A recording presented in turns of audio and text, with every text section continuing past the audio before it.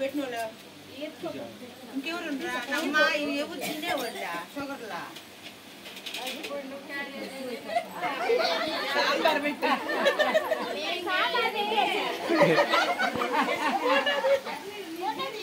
తీస్తున్నాను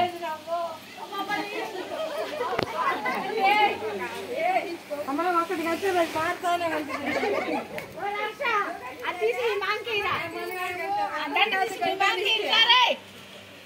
దండ తీసి మీ ఎత్తమైన మీ మాంకి